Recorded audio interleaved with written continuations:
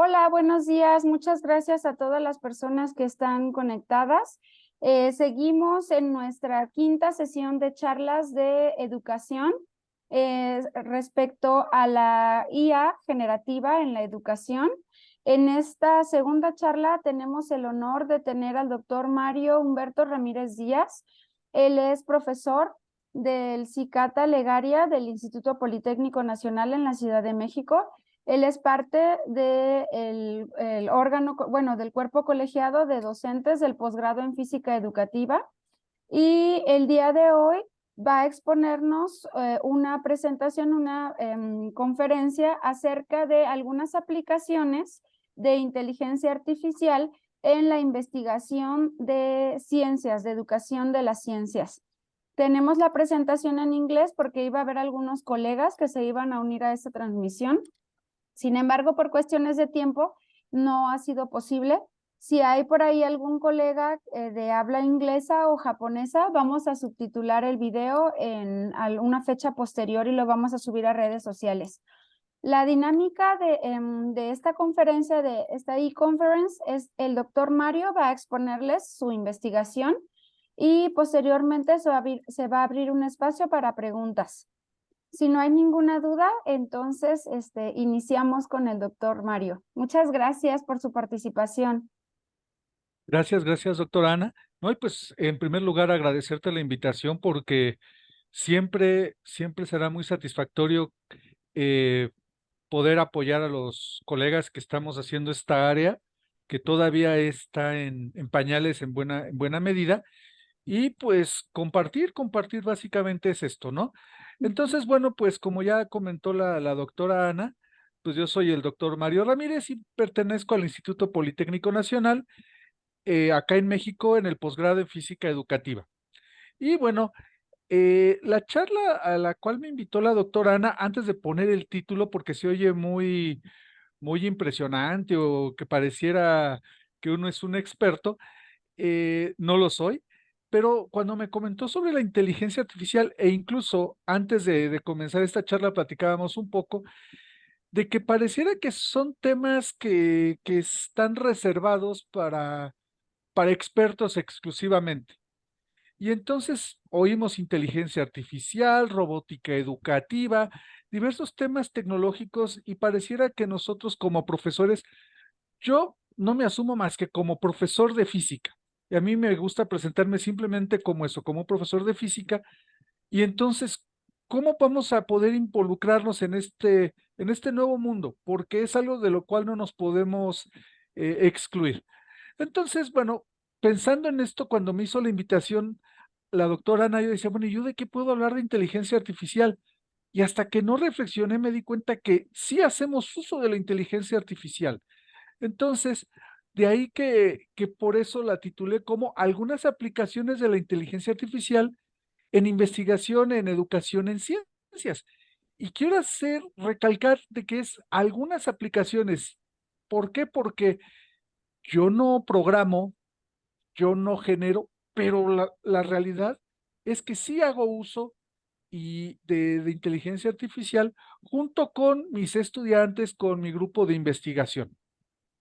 Entonces, entendiendo que por eso se tituló esta charla de esta manera, pues precisamente me voy al dilema que tenemos los profesores. No quiero hablar de los expertos, sino de los profesores en esta área. Bueno, en educación en ciencias, nosotros debemos de crear tecnología o hacer uso de la tecnología. No es un dilema sencillo.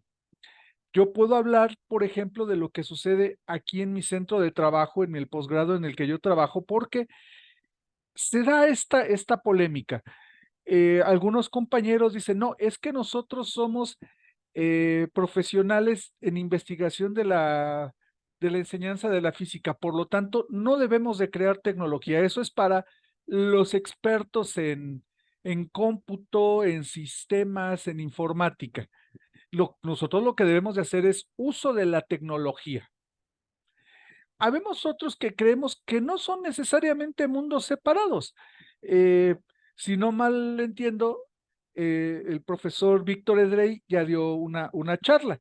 Y él está compartiendo ambos mundos. Si pueden ver la charla, seguramente les hará muy interesante, porque él tanto crea la tecnología, es decir, él mete mano, él programa, como hace uso de esta propia tecnología, de esta y otras tecnologías. Pero bueno, sí quisiera plantear esta polémica porque se suele dar, y se suele dar a veces como pretexto. Es decir, nosotros como profesores, al no crear tecnología, a veces decimos, como no creo tecnología, tampoco voy a hacer uso de la tecnología. Y ahí podemos caer entonces en un error. Pero bueno, vamos a superar este dilema. Porque entonces, ok, a ver, hagamos uso de la tecnología. Y por eso hay que ponerlo en palabras muy simples. Empecemos con la inteligencia artificial, que es el tema que nos trae el día de hoy. Aquí está en inglés, como podrán ver, pero es muy fácil de leerlo. ¿Qué es la inteligencia artificial? Es aquella que involucra computadoras para hacer lo que tradicionalmente requiere la inteligencia humana. La inteligencia artificial puede procesar grandes cantidades de datos que usualmente el ser humano no podría hacer. Es una definición muy burda, muy simple, pero fíjense que ¿de dónde la saqué? De Google. Es decir, de alguien que por sí mismo utiliza inteligencia artificial. ¿De qué Google? Veremos al final de qué rama de Google lo estoy sacando. Pero bueno, eh, veamos una definición un poco más formal de lo que es la inteligencia artificial.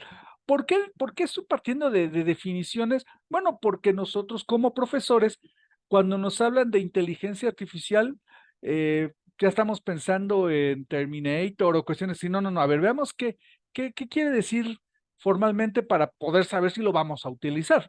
A ver, entonces, algo un poco más formal. La inteligencia artificial es un conjunto es una rama de la ciencia de la computación que intenta construir máquinas inteligentes que puedan realizar tareas que normalmente requieren inteligencia humana. Tampoco es que sea muy diferente a la definición un poco menos formal que mostré anteriormente, pero ¿por qué me gustó esta definición? Ah, porque fíjense que ya la saqué de un paper formal donde ya hace uso de la inteligencia artificial en esta área que pues a nosotros, o a mí en lo particular, me interesa, la de la educación en ciencias y en particular la que yo trabajo, que es la enseñanza de la física. Este paper es tan reciente como de hace 2 o 3 meses. Es el uso del chat GPT en física educativa, en Physics Education. Eh, no lo hace porque pensaríamos esto se puede hacer exclusivamente en lugares como Estados Unidos, Japón. No, fíjense que viene de investigadores de países como los nuestros, Turquía y Chipre. Entonces, bueno, creo que podemos retomar estas ideas para ver cómo nos pueden ser de utilidad a nosotros. Ahora, precisamente, ok, ya partimos de un par de definiciones de inteligencia artificial que pues nos dan una idea de qué es el uso que le dan las máquinas, vía tal vez algún tipo de programación, no nos vamos a meter en eso, pero que ayudan a procesar un número muy grande de datos y nos dan respuestas. Ahorita cuando vemos los ejemplos veremos por qué es de gran utilidad y únicamente nos ayuda a hacer cosas que a nosotros, con los recursos que tiene la limitante humana, nos podría costar mucho tiempo, aunque lo podríamos hacer. Eso es algo bien importante. Entonces, yo soy un profesor, ¿cómo puedo utilizar la inteligencia artificial? Porque ustedes me podrían decir, a ver, profesor Mario, usted está hablando mucho de definiciones, pero a ver, a mí lo que me interesa es cómo lo podemos utilizar. Bueno, antes de decir qué podemos utilizar, quiero partir de algunos supuestos. Como he sido muy insistente desde el inicio de la charla, yo no soy un experto en inteligencia artificial. Vamos, ni siquiera diría que soy un experto en el uso de la inteligencia artificial, pero creo que puedo compartir las mismas preocupaciones e intereses de todos ustedes como profesores de cualquier nivel educativo, porque esto tampoco está reservado exclusivamente a profesores de posgrado o en facultades de ciencias en las universidades. No, esto lo podemos ocupar desde profesores que estamos en preescolar, en básica, educación media, bachillerato, high school, todo. Pero precisamente es importante el no ser experto porque quiere decir que también lo podemos utilizar. Ahora, la siguiente pregunta, no soy experto, pero ¿puedo como profesor hacer uso de inteligencia artificial? De inicio, como cualquier cosa, puede costar trabajo. La gran mayoría de ustedes seguramente son muy jóvenes, como la doctora Ana, pero bueno, yo tengo ya cierta edad y, por ejemplo, cuando comenzábamos con el uso propio de, ya olvidémonos de computadoras, sino de calculadoras, decimos, ay, a ver, ¿yo como profesor puedo usar una calculadora? Claro que sí. Ahora ya son incluso obsoletas. Algunos programas de cómputo que empezaban muy rudimentarios como probablemente Derive, que seguramente yo les digo Derive y ya no, la gran mayoría de ustedes dirá, pues ese paquete quién sabe qué sea. Pero bueno, todos nosotros como profesores poco a poco fuimos incorporando este tipo de tecnología. Entonces, sí como profesor ahora tenemos el reto del uso de la inteligencia artificial. ¿Lo podemos usar? La respuesta es muy simple, sí. La pregunta ahora siguiente sería, ¿cómo? Aquí hablaba como profesores, pero bueno, en ciencias a veces tenemos esta mala percepción. Las ciencias siempre han sido las mismas. ¿Me puede ayudar entonces en su enseñanza? Esa es una postura que muchos profesores tenemos. A mí me gusta mucho poner este ejemplo, no nada más para esta parte tecnológica, sino para el uso de nuevas metodologías, etcétera. De hace algunos años, un colega que me decía, mira, yo enseño física como le enseñaba Newton hace 500 años, así que a mí esto que me vengas tú a decir no me sirve. Claro que bueno, Newton no vivió hace 500 años, ya de ahí tenemos un problema con el colega. Pero esas posturas son naturales, de inicio son usual que las tengan muchos profesores, muchos investigadores, no únicamente profesores, de que como la ciencia siempre ha sido las mismas, ¿a mí de qué me puede ayudar la inteligencia artificial? Bueno, tendremos que ir a los ejemplos. Exactamente. Porque hasta que no vemos algunos ejemplos, no podemos decir, ah, mira, pues sí me puede servir, sí es de utilidad y se puede utilizar de esta forma. Y entonces, pues ahora quiero orientar la charla hacia ese lado. Nuevamente, repasando un repaso de estas tres cuestiones, de que yo no soy experto, de que como profesores sí podemos utilizar la inteligencia artificial y que a pesar de que las ciencias siempre han sido las mismas, sí podemos enseñarlas o ir incorporando herramientas nuevas. Vamos, creo que ninguno de nosotros, ahí sí no importa que sean tan jóvenes, no podríamos dar las clases, como decía este colega, como las daba Newton hace 500 años, sino un pizarrón o una pizarra con plumones. Ahora tenemos incluso videos, etcétera, como que ahora pues podemos ir y debemos ir incorporando mayores herramientas. La inteligencia artificial es una más. Entonces, quisiera comenzar con los ejemplos. Veamos un primer ejemplo. Buscar artículos. Cuando somos tanto estudiantes como profesores, particularmente cuando queremos hacer investigación, pero no de manera exclusiva, uno de nuestros, como decimos acá en México, uno de nuestros cocos o en general una de nuestras dificultades es que nos tenemos que buscar artículos hasta por abajo de las piedras para tener un marco teórico, para hacer una investigación o hacer una tesis para graduarnos de algún nivel, desde pregrado, posgrado, etcétera. Y pues eso tradicionalmente es váyase a la biblioteca y busque y busque y busque y busque. Vamos a ver una primera herramienta. Esta herramienta es Connected Papers, que es una herramienta que utiliza inteligencia artificial. Como podrán ver, ni la estoy programando, yo no programé el Connected Papers, pero puedo hacer uso de él. Está en esta página, es libre totalmente, y entonces permítanme mostrarles cómo utilizamos el Connected Papers. Déjenme compartir ahora la siguiente, acá está, la siguiente página, y vámonos a Connected Papers. Ok, ¿qué es el Connected Papers? Fíjense que aquí lo que le dice, explore papers académicos y le vamos a dar una gráfica. ¿Por qué es importante esto? Fíjense que yo seleccioné un paper que ya conozco, evidentemente, que es sobre enseñanza de preescolar. Déjenme dejar de compartir, nada más les quiero mostrar algo más, o cuál es el paper del cual estoy hablando, es este artículo. Claro que estoy haciendo trampa, es un artículo mío, junto con, bueno, este artículo, como podrán ver, es de desarrollo de habilidades en el preescolar en México. Es decir, no estamos hablando de algo, de un paper de física de punta, de ondas gravitacionales, no, no, no, de enseñanza de preescolar.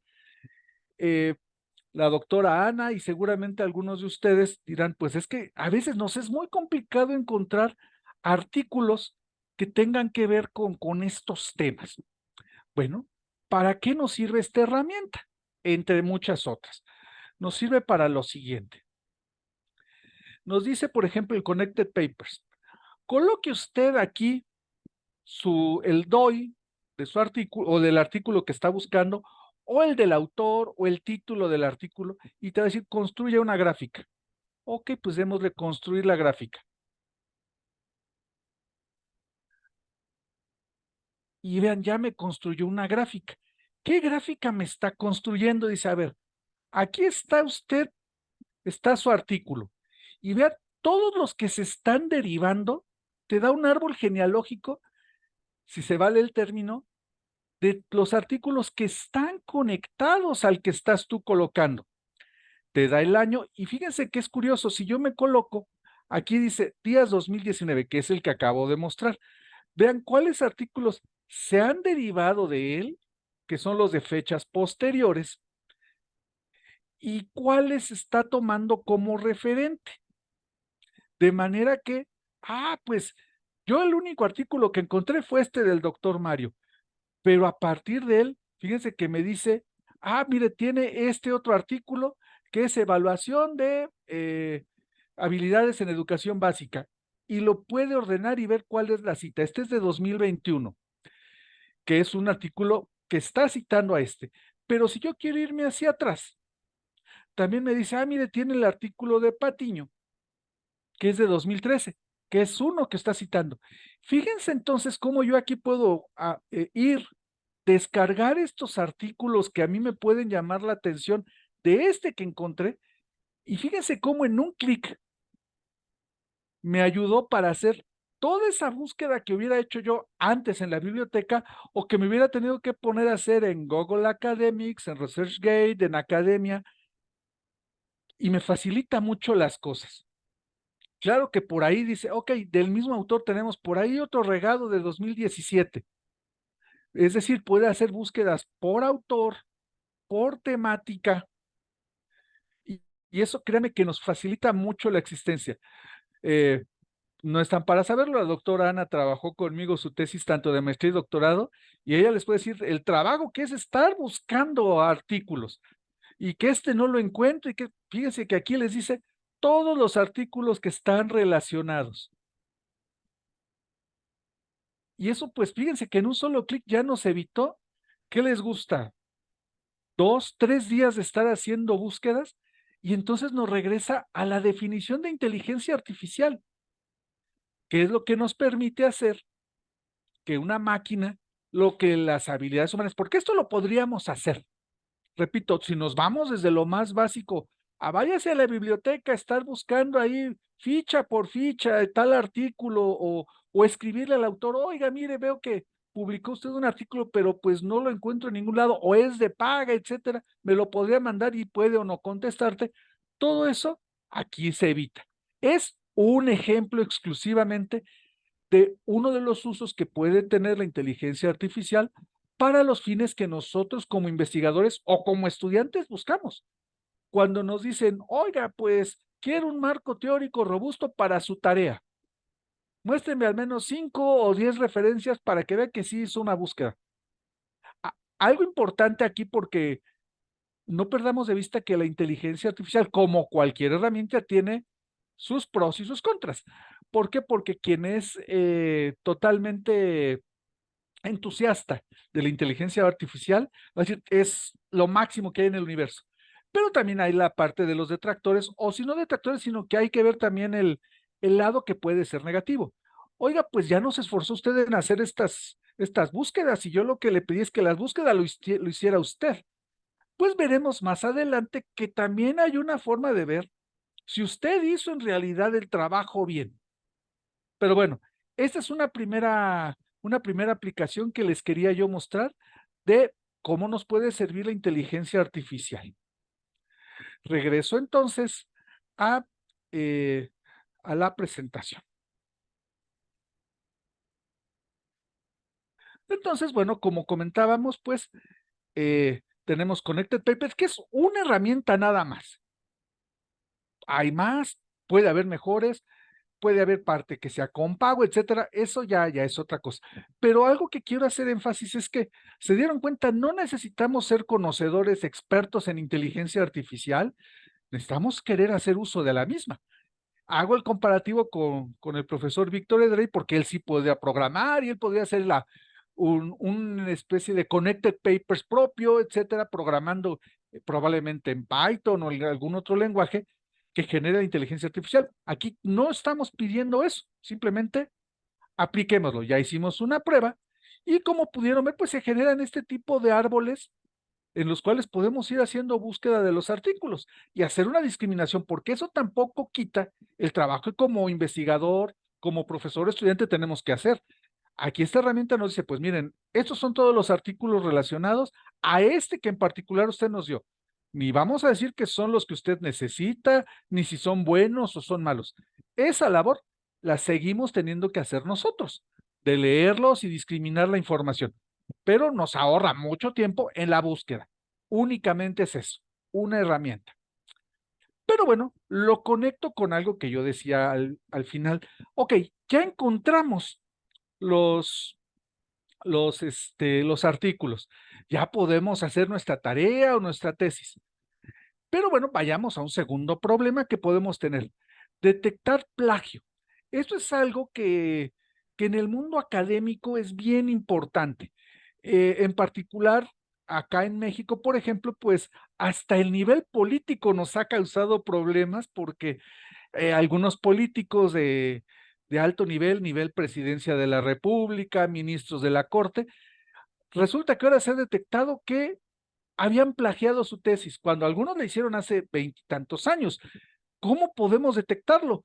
Porque fíjense, cuando nosotros hacemos una tesis o somos profesores y revisamos tareas, pues algo de lo que queremos saber es, ¿y de veras usted lo hizo? ¿De veras usted hizo esta búsqueda? ¿Usted de veras escribió esto? Ay, pues nuevamente es una labor que tenemos que hacer nosotros. Veamos cómo nos puede ayudar la inteligencia artificial. Y tenemos otro software, el software o la plataforma Turnitin Similarity. ¿Qué es lo que hace Turnitin Similarity? Aquí, bueno, aquí está la liga. Vamos a ver un ejemplo. ¿Qué es lo que hace Turnitin Similarity? Dice, ok, a ver, tiene usted una tesis o algún trabajo. Bueno, pues entonces, entre usted a este software, que es, ya vamos a cambiarnos, ya dejemos atrás Connected Papers y ahora vamos a Turning Similarity. ¿Qué es lo que dice? Lo que hace es una creación de informes de informes de similitud. Cuidado. Fíjense que yo comencé la lámina diciendo el problema del plagio. Aquí incluso el propio software nos dice, cuidado, no te estoy detectando plagio, te detecto similitudes. ¿Quién es el que debe determinar si esa similitud corresponde a un plagio o no? Nuevamente, nosotros, es decir, no dejamos de tener nuestra labor como profesor, como investigador, como revisor de tesis, como jurado. Es una herramienta que nos ayuda a no tener que leer a detalle todo esto, detalles que se nos pueden pasar. Ok, veamos algunos ejemplos. ¿Cómo lo utilizo yo? Porque también pueden decir, bueno, usted, doctor, habla y habla, pero a ver, ¿usted lo ha utilizado? Claro que lo he utilizado. Y vean, por ejemplo, yo lo que hago es, le doy al software una tesis. Y por aquí, por ejemplo, pues pueden ver todas estas tesis que yo he subido. ¿Qué es lo que me dice el Turing Similarity? Ah, ok, después de hacer una revisión, este documento, porque pues yo digo tesis, yo lo que subo son tesis, pero puedes subir un artículo, puedes subir una tarea, puedes subir un artículo, una tesis, una tarea, y te va a decir qué porcentaje de similitud encontró. Cuidado, nuevamente, no de plagio, sino de similitud. Y pues aquí pueden ver que es muy variado. 6%, 21%, y trabaja con un sistema de semáforos. Fíjense que aquí ya me dijo, cuidado, aquí ya es un porcentaje alto de un documento, 36%, pues ya es un porcentaje significativo. Nuevamente, si usted es el que determina que eso representa plagio o no, esa es ya cuestión de usted. Y vean, yo lo que subo regularmente son tesis. Aquí hay el de una persona llamada Ana Rosa Barrón Hernández, que bueno, obtuvo un 14% de similitud. Quiero hacer énfasis en esto. No quiere decir que ese 36% implique un plagio, ni que este 5%, que es el que de los que aquí se ve más bajo, implique que no lo hay. Alguien, y haciendo esto con algunos colegas en Chile, por ejemplo, era curioso porque vamos a suponer que tienes una tesis que lo único de 300 páginas, lo único que está igual es una fórmula química. Pero esta fórmula química es original de otro, entonces ese es un gran plagio. A pesar de que fuera 1 o 2% representado, eso es un plagio muy importante, porque estás tomando una fórmula de otro. Y por ejemplo, puedes tener a alguien que sea 50 y tantos por ciento, pero tal vez es un trabajo que es un review de la literatura que hay sobre un tema. Pues claro que vas a encontrar una similitud muy amplia porque estás precisamente buscando reviews. Sería al contrario muy pobre que no encontraras un porcentaje alto de similitud si estás haciendo la revisión de lo que hay en la literatura. Entonces, repito, esto se basa en que te va a detectar similitud. Y pues pongamos un ejemplo de cómo me presenta los resultados, porque nuevamente, esto lo hace con una inteligencia artificial, sí, programada, etcétera. Nosotros hacemos uso de ella y vemos el resultado que nos marca con una tesis. Aquí yo puse el de alguien que creo hizo un muy buen trabajo. Bueno, veamos el porcentaje de similitud. Y fíjense que me va marcando las fuentes, el porcentaje de similitud que encontró con las fuentes. Si se fijan, todas estas fuentes que están detectadas es menos del 1% de cada una. Por lo tanto, uno ya haciendo su análisis puede decir, pues me parece que es menos complicado de lo que yo esperaría. ¿Por qué? Porque si, por ejemplo, yo de alguno, esto que es Coursera, que yo encontrara, que es un curso que está en línea, etcétera, donde se tomó seguramente un ejemplo, que hubiera un porcentaje de arriba de 10%, diría, oye, es que si estás copiando directamente al tu documento y diciendo que es tuyo. Ahora, cuidado porque, como pueden ver, inteligencia artificial es sí por parte de programación, pero no es que haga un análisis inteligente. Cuidado. Fíjense qué me detecta como similitudes, palabras. La palabra tesis. Pues claro que va a encontrar que esa palabra, fíjense que la encuentra con 32 documentos de similitud. Pues claro, todo lo que diga tesis va a decir, es que es igual o similar a lo que he encontrado en 32 tesis. Pues claro, la palabra tesis la vas a encontrar. Entonces, nuevamente, el uso lo hacemos nosotros como profesores, como investigadores, como estudiantes, porque uno de repente dice, caray, a ver si habré citado bien. ¡Pum! Utilizo ese software y me va a decir, mira, esto no lo estás citando, esto te hace falta y ya uno puede mejorarlo. Tan es así que, por ejemplo, fíjense que este caso, pueden ver la tesis de Ana Virgen, tenía un 6% y me dijo, no, creo que puedo hacer todavía una revisión mayor. Y aún así le bajó un 1% más.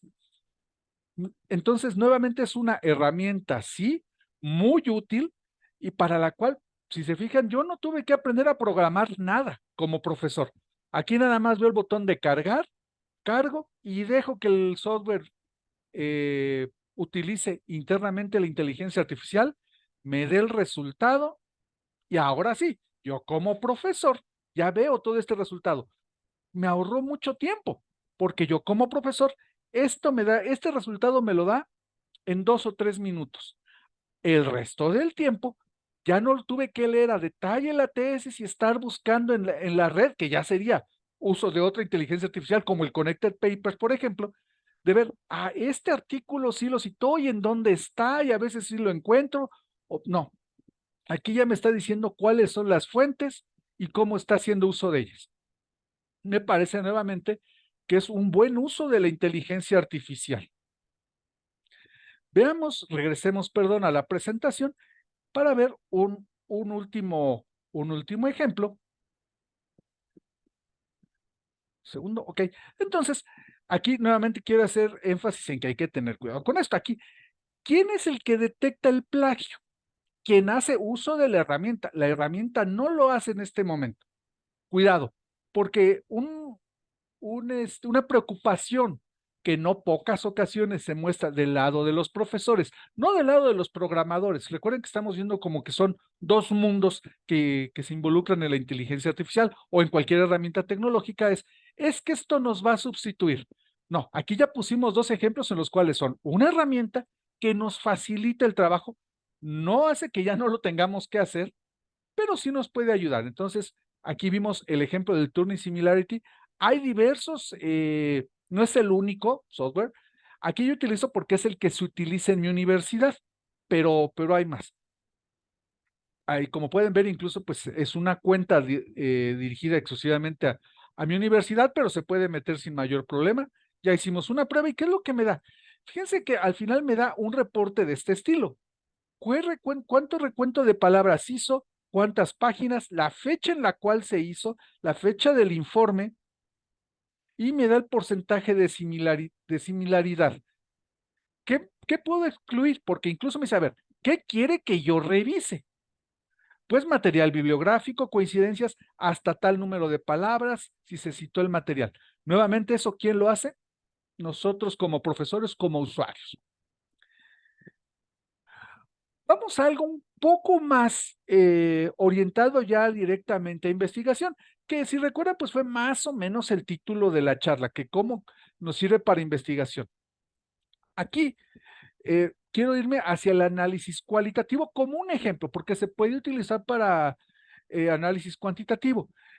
Aquí quisiera hacer el comentario de que en particular yo soy más de hacer mis trabajos con investigación cualitativa, por eso es que les voy a mencionar este ejemplo.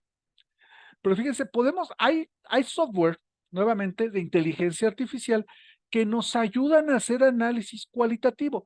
Hay dos que creo que son los que en particular con mis estudiantes y en los trabajos que yo he hecho, utilizamos un poco más. No quiere decir que sean los únicos, no quiere decir que sean los mejores, pero bueno, son los que yo les vengo a nada más a platicar porque ni siquiera es que yo sea experto en el manejo de estos. ¿Ok? Hay un par que son el Atlas TI y el Max QDA. Y ahora les quiero mostrar un par de ejemplos. ¿Por qué me llama la atención particular el Max QDA? Porque les quiero mostrar, y todo esto lo he tratado de ir ligando cada uno de los ejemplos que he dado. Si recuerdan, ya ven que les comenté de la tesis de la chica que bajó todavía un porcentaje más en su porcentaje de similitud. Bueno, les quiero mostrar precisamente la tesis de esta compañera. ¿Por qué es importante? Miren, ella hizo un análisis cualitativo y yo creo que desde que me comentó la doctora Ana de dar este ejemplo o de dar esta charla, dije, este ejemplo lo tengo que mostrar. ¿Por qué? Porque es una tesis hecha por una maestra de preescolar, que ella se metió a utilizar el Max QDA para ver, por ejemplo, cómo se formaban que los resultados que da un curso de formación para profesores de preescolar en temas de física básica. Como pueden ver aquí, ella está viendo el tema de fuerza y movimiento y lo que hizo fue hacer detección de ideas previas. ¿Cuáles son las ideas que ella pensaba que iban a salir? Todas estas, fuerza, movimiento, inercia, leyes de Newton, todas estas que están por acá. ¿Qué es la siguiente parte que hizo? Ahí sí, porque esto sí ya es dirigido un poco más a investigación que directamente a enseñanza, hizo una codificación, una matriz de relación de códigos, que no es otra cosa sino decir, a ver, todas estas palabras que son las que yo estoy buscando, las voy relacionando y creando un pequeño código que en realidad el software, el Max QDA, le permite hacerlo relativamente fácil.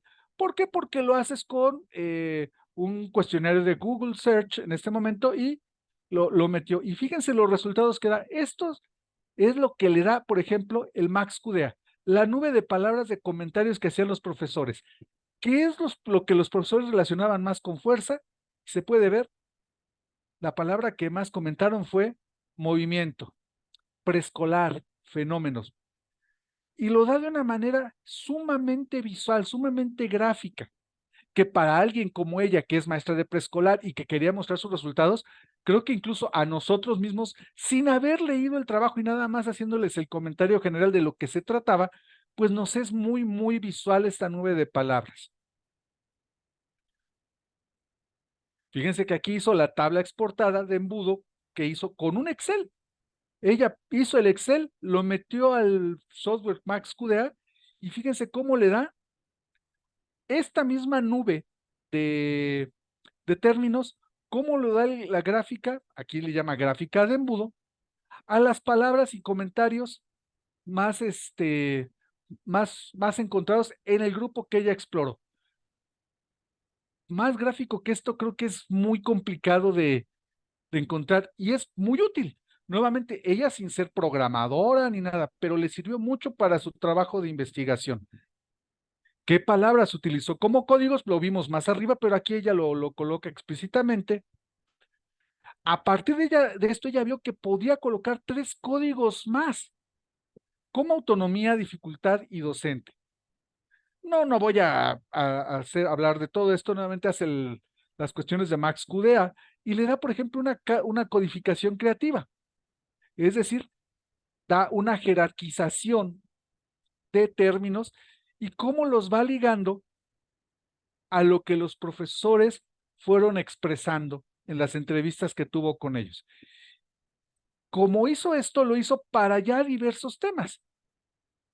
Fenómenos físicos, conocimientos docentes. Y aquí, hace rato, toda esta sección le empezó con fuerza, ahora se fue a ver experimentos y hace lo mismo, lo mismo, lo mismo. Entonces, como pueden ver, es un software que evidentemente ahí sí hay que pasar un momento, un tiempo para poderse familiarizar, pero ella siendo maestra de preescolar lo hizo. Hago énfasis en esto no porque ella sea menos o más brillante que cualquiera, sino que a veces tenemos el estereotipo de, es que yo como soy profesor y no soy programador, ¿cómo voy a utilizar este tipo de software? No, está al alcance de todos y son softwares que utilizan inteligencia artificial. El otro ejemplo que les quería mostrar es el del Atlas TI. Este sí es un poco más complejo, incluso a mí me cuesta más trabajo utilizarlo. Por ejemplo, se hace un análisis, déjenme lo amplío un poco, del uso de foros en la plataforma Moodle para temas de física moderna en particular, con chicos de bachillerato. Igual, es menos gráfico, aunque me parece que da información más detallada para fines de investigación que lo que da el Max QDA, pero por ejemplo se hace también una serie de códigos para poder ver el tema que se está buscando. Aquí se habla de programación creativa, de pensamiento creativo. Aquí nuevamente es una tabla de códigos, es mucho más compleja, también porque la investigadora, en este caso la doctora Guillermina Ávila, lo hizo un poco más complejo, pero todo eso es lo que le hace, le ayuda el Atlas TI, en este caso es el otro software. Déjenme ver adelante un poquito, que quería mostrarles.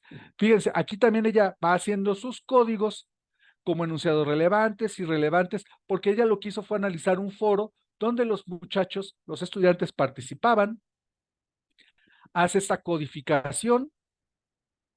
Aquí sí le tuvo que meter un poquito de cuestiones. Y miren, lo que utiliza es el Atlas TI, la versión 2020, para la recopilación de datos, hace una tabla, e igual como lo hacía Ana en la tesis anterior, esta esta tabla se inserta dentro del software y ya nada más como último ejemplo, pues le da una, ay, ya no lo vi, se me fue un poco en un segundo nada más para mostrarles esto.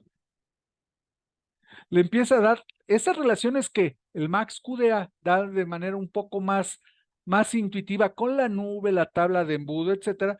Aquí se lo da con una serie de relaciones sobre temas principales, etcétera, que bueno, ya es labor nuevamente del investigador analizar qué quiere decir este resultado que le da el software. Sí ayuda al hacer el análisis cualitativo, pero por ejemplo aquí le da una red de interacciones entre los estudiantes y los profesores en un foro de discusión. Y el análisis que se hace a partir de esta información, nuevamente lo tiene que hacer ya el investigador en este caso, o el profesor si así fuese necesario. Entonces, bueno, regreso ya para concluir, creo que ya me pasé bastante del tiempo, Está bien, pero bueno, doctor. ok, perfecto. Entonces, pues bueno, como pueden ver, pues ya vimos estos ejemplos y bueno, era lo que yo les quería mostrar, ejemplos. Y pues bueno, ¿qué conclusiones o si pudiéramos hablar de algunas conclusiones de esto? Bueno, la realidad, la inteligencia artificial no es del futuro, como a veces podríamos pensar, otro de los comentarios que hacen algunos compañeros profesores, son, "Ah, es que eso será más adelante, ahorita no". Como ustedes pudieron ver en esos ejemplos, es algo que ya existe hoy y que se puede utilizar. Es una herramienta muy interesante, muy valiosa, pero no sustituye al profesor o al investigador. Como pudimos ver en estos tres ejemplos, tanto en la revisión de literatura, en la revisión de similitudes o en el análisis en investigación, de todos modos el profesor o el investigador tiene que hacerlo. Le facilita un poco las cosas, sí, nos ahorra tiempo, sí, pero de todos modos la labor que tiene que realizar el profesor o el investigador sigue ahí. Como pudieron ver también, no se requiere ser un experto, pero es necesario conocer para saber las ventajas de esto. Tal vez, si yo les dijera, sin haber mostrado los ejemplos, es que se puede utilizar para revisión de literatura, para revisar similitudes, para hacer análisis cualitativo, dirían, pues sí, supongo que se debe hacer, pero debe ser muy difícil, porque es otra de las cuestiones que nos llega a pasar como profesores. Ah, pero es que debe ser muy difícil. No, ya vimos que sí, no es que a los 2 minutos ya sepamos utilizarlo, pero tal vez después de una hora de estar jugando con estas herramientas, hasta nosotros vamos a ir conociendo las grandes ventajas que nos da y más allá de lo que yo les pude haber dicho. Un ejemplo final de esta presentación es que la pude traducir del español al inglés por inteligencia artificial, por el Google Translate. Entonces, pues nuevamente, o sea, son herramientas que ya están ahí y que son la gran mayoría o un gran porcentaje son libres. Claro, si queremos profundizarnos ya a nivel de investigación, si queremos programar, ahí está el medio también, está abierto, ahí sí es algo que es investigación de frontera, pero a la cual nos podemos involucrar sin demasiado problema. Pues con esto yo terminaría mi presentación. Les agradezco mucho, Ana, te lo agradezco. Espero no haber sido demasiado aburrido. Y pues si tuvieran algunos comentarios, algunas preguntas en lo que yo pudiera apoyarles, cuenten conmigo. Adelante. Muchas gracias, doctor. Como siempre, excelente su presentación. Creo que es un tema muy importante, independientemente del nivel en el que se... Ah, la maestra Ceci está levantando la mano. Eh, Adelante, adelante. sí, adelante. Maestra, buenos días. Hola, buenos días. Aquí estaba escuchando su plática muy interesante y muy ad hoc. Fíjese, doctor, doctores, que yo soy maestra de secundaria, específicamente de ciencias, tercer año. En la asignatura de química se enfoca más esta área de ciencias en la secundaria. Y pensando un poquito, me interesó mucho el tema en cuanto lo vi publicado, porque uno de mis alumnos me llamó la atención que hizo lo siguiente. Les doy las indicaciones para ahorita empezar a ver lo que viene siendo las propiedades físicas de los materiales y las propiedades químicas. Y les estaba mencionando qué producto íbamos a obtener. Les dije, vamos a hacer un cuadro comparativo sobre las propiedades físicas, sobre las propiedades químicas, y quiero que me den algunos ejemplos. Así que los llevé a hacer la cuestión de la investigación en el aula de medios. Y cuando entramos, pues todos están buscando ahí en Google, algunos se quedan con lo primero que les sale, pero me llama la atención que un chico estaba usando ChatGPT, que apenas yo me he dado cuenta de él hasta hace poco, hasta hace un par de meses, y veo que él está metiendo la información y le da la información que yo le estaba solicitando que él discriminara o que él pudiera diferenciar. Y le Claro. dije, ok, si tú vas a usar esta inteligencia, espero que seas muy consciente entonces que yo te voy a preguntar cosas muy puntuales a ti, lo cual me lleva a a las siguientes preguntas, doctores. La primera es, ¿considera que se debe dedicar un tiempo a la enseñanza de las inteligencias artificiales en las asignaturas de ciencias? La segunda pregunta sería, ¿qué recomendaciones puntuales se le pueden hacer a los profesores? Porque a mí me voló la cabeza eso que decía el doctor Mario, que a lo mejor puede aplicar para un trabajo de investigación, pero también puede aplicar para un trabajo que yo les asigne a mis alumnos, en el que yo pueda revisar qué tanto están obteniendo información de fuentes confiables, que es un tema que también se trata en secundaria. Claro. Consideran que qué recomendaciones hacer a los profesores para esto, porque está libre, doctor, está libre, y lo cierto es que muchos profesores no nos damos a la tarea el tiempo no nos alcanza a veces de revisar qué es lo que se puede hacer con él, y yo de una diría, tanto porcentaje es plagio. Yo cuando vi los resultados de la doctora Ana Barrón dije, Dios mío, pero sí, y luego cuando veo el de 30 y algo, dije, mira, ahí tiene un semáforo.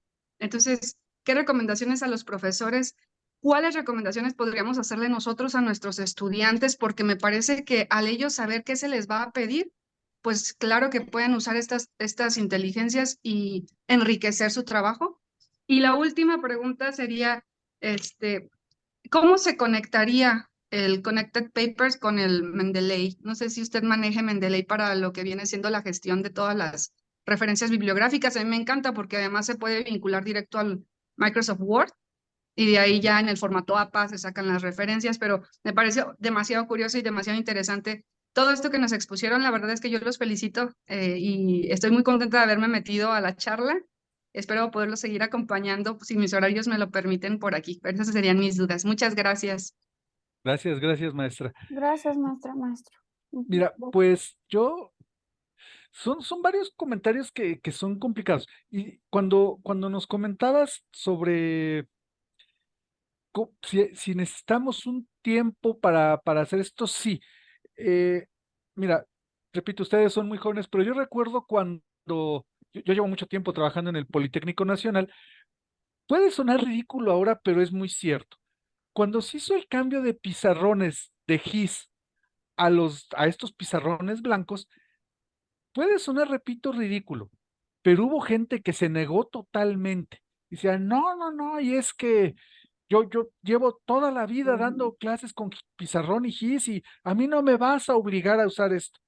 Oye, tiene una ventaja, porque a final de cuentas es un cambio tecnológico, ¿no? Date el tiempo de saber cómo lo utilizas. Te vas a ahorrar tiempo y pues, repito, va a sonar ridículo en este momento, pero ahorita lo voy a ligar con la parte tecnológica. Te vas a ahorrar tiempo hasta en borrar. No es lo mismo borrar un pizarrón con GIS que uno de plumones. Si vas a utilizar código de colores, va a ser mucho más sencillo a que incluso así había quienes usaban gises de colores para hacer algunas cuestiones, pero incluso conseguir los gises de colores no te los daban. Llegabas y te decían, tienen sus gis blanco y si quiere gises de colores, cómprelos usted. Acá sí te daban los plumones de colores y todo. Entonces, siempre va a haber una resistencia al cambio. Esa resistencia hasta que dicen que de la vista nace el amor. Por eso yo preferí ponerles ejemplos, decir, es que esto es fácil, eso se puede utilizar y ver qué ventajas tiene. Acabas de dar un ejemplo muy concreto, el de Mendeleev. y y esta parte de Connected Papers. Ambas herramientas pueden ser complementarias, porque el Connected Papers no te va a dar la citación para que tú ya nada más exportes. Sí te va a decir, lo puedes citar en tal o tal forma, pero lo que te da es el árbol, y esa búsqueda es la que te facilita. Ahora, hay N tipo de herramientas. ¿Cuál es la mejor? La que más te guste, la que más se adapte a ti, pero sí necesitas pasar un tiempo familiarizándote. Ahora, ese es el eterno dilema que tenemos como profesores, que hoy va a trabajar por competencias. Oye, pero es que eso me lleva ya más tiempo. Ok, que ahora va a trabajar con los aprendizajes clave. Pues eso es tiempo de irte familiarizando. Hay quien nunca lo va a hacer, pues aunque se lo hagas tú, va a decir que él no lo quiere hacer. Ahí sí es muy difícil.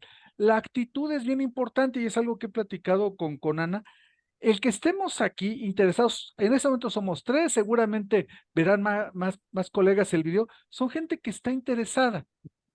Y del interés tú mismo vas a empezar a decir, es que existe tal herramienta, tal esto, tal otro, y otros colegas se van a ir uniendo y buscando cómo desarrollarlo. Por eso me gustó mucho el ejemplo del Max QDA de esta compañera Ana, curiosamente también se llama, porque ella fue la que me dijo. Yo le dije, tiene usted que hacer un análisis cualitativo de esto. El uso de Max QDA lo hizo ella. Ella dijo, híjole, pues es que yo también tengo otras cosas que hacer, tengo que trabajar. Pues con este software me facilitó mucho todo ese análisis que usted me pidió, al menos la herramienta, los gráficos, me los da en 3 minutos. Ya el análisis de esto lo tengo que hacer yo. Es ir jugando con este tipo de cuestiones. Para Química 3, por ejemplo, para Química 3, Ciencias Naturales 3 con enfoque en química.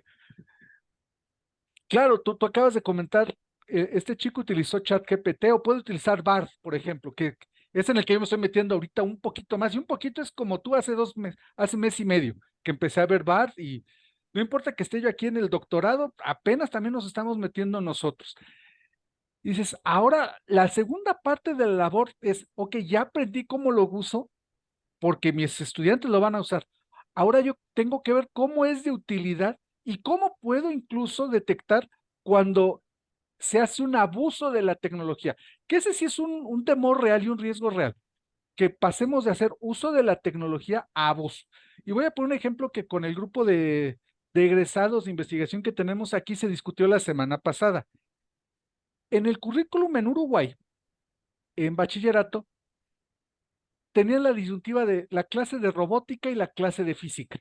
La fusionaron en una, que ahora se va a llamar robótica y física, donde los contenidos principalmente son de robótica y se hace uso de la física. Claro, nosotros como físicos decíamos, no, ¿cómo es posible de ser al revés? Física, y donde la herramienta que utilices era la robótica. Pero uno de los profesores en este chat en Uruguay ponía un ejemplo que dije, ahí la vas a llevar perdida, porque dijo, a ver, en el 99% de la historia de la humanidad ha existido la física y únicamente en el 1% robótica. ¿Por qué nos vamos a cambiar entonces a robótica? Que pues si lo vas a argumentar así, no solamente te van a dejar robótica, sino te van a quitar todo el contenido de física. ¿Por qué? Porque el chico hoy lo que utiliza es robótica. Si tú le dices, vamos a ver las leyes de Newton con ecuaciones de segundo grado, el niño a los 3 minutos va a estar dormido. Y si le dices la palabra robótica, aunque sea más complicado que los contenidos de física en un principio, le va a entusiasmar más. ¿Quién es el que tiene que hacer esa labor de crear los contenidos y las propuestas metodológicas y todo eso? Seguimos siendo los profesores. Perdón por extenderme mucho, pero espero haber dado respuesta más o menos en general a lo que comentabas. Nosotros tenemos que ir viendo con el uso que nosotros mismos le demos, cómo podemos hacer uso de esto. Esta herramienta de Turnitin, por ejemplo, aquí nosotros lo utilizamos porque nos forza el instituto a que para que podamos aprobar una tesis que se presente, tiene que mandarnos el reporte de Turnitin. Pues lo metes. Una colega aquí empezó a decir, no, pues yo voy a meter ahora las tareas que me mandan. Y empecé a ver que, caray, pues tanto porcentaje de similitud que me estás mostrando en algo que te dejé leer, ya no te lo acepto esa tarea. Vuélvela a hacer de manera que yo vea. Entonces ahí pues es labor de cómo nosotros vayamos haciendo uso de las herramientas, ¿no? Ujú. Eso sería, no sé si di respuesta a pesar de haberme extendido. Sí. Sí, muy bien. Muchas gracias, maestra Ceci. Doctor Mario, excelente. Yo nada más rápidamente agregaría, porque el doctor Mario ya cubrió la mayoría de los puntos, sobre las recomendaciones puntuales a los estudiantes. Creo que para darlas, uno como maestro tiene que sumergirse en la manera en la que se va a manejar el software, en cómo se debe usar, algunas cosas que no deberían de usar los estudiantes antes de permitirles o sugerirles a los estudiantes que se utilicen, revisando uno la manera en la que se puede usar, cuáles son los alcances y las limitaciones del mismo software. Yo creo que se puede dar uno cuenta de qué se le puede decir a los estudiantes, y como están en etapa de formación, creo que yo, desde mi punto de vista, sí pondría unos límites bien marcados con los estudiantes, qué se permite y qué no se permite, porque precisamente como están en la etapa de formación, me parece que darles mucha libertad o dejarlos que hagan lo que quieran con, por ejemplo, ChatGPT, a lo mejor no les beneficia. Enmarcando el límite, creo que se le da forma un poco más a la habilidad o al uso de la herramienta que se debe de aprender, ¿no? Que se debe de hacer. Y disculpen, se nos acabó el tiempo. La sesión era de 1 hora. El doctor Mario me parece que tiene otra reunión. Maestra Ceci, si tiene algún otro comentario, me gustaría que lo pusiera en los comentarios, porque enriquece muchísimo esto. Creo que los participantes somos, los expositores somos los más felices de que nos hagan preguntas, porque luego muchas veces están todos callados. Y doctor Mario, muchísimas gracias por su participación. Yo creo que sí es algo muy importante que nos dé ejemplos, como dice, de la vista nace el amor, y sobre todo porque muchas veces se queda nada más en manera general. Entonces fue algo muy enriquecedor su participación. Entonces, el día de hoy estaremos cerrando esta e-conference, esta conferencia virtual. Fue un gusto contar con la participación del doctor Mario, que siempre está muy ocupado en su agenda y afortunadamente nos dio ese tiempo este mes. Esperamos tenerlo en futuras participaciones. Y maestra Ceci, también muchas gracias. Sabemos que están muy ocupados en la escuela y esperamos contar con su participación futura. Pues si ya no tienen algún otro comentario, estaría cerrando sesión. La sesión está siendo videograbada. Entonces, muchísimas gracias. No sé si tienen algún otro comentario. No, simplemente agradecer y pues cuenten conmigo cuando lo necesiten. Sí, maestra Ceci, también muchísimas gracias. Entonces, que pasen muy linda tarde. Muchas gracias y nos vemos. Cuídense. Bye bye, saludos. Saludos.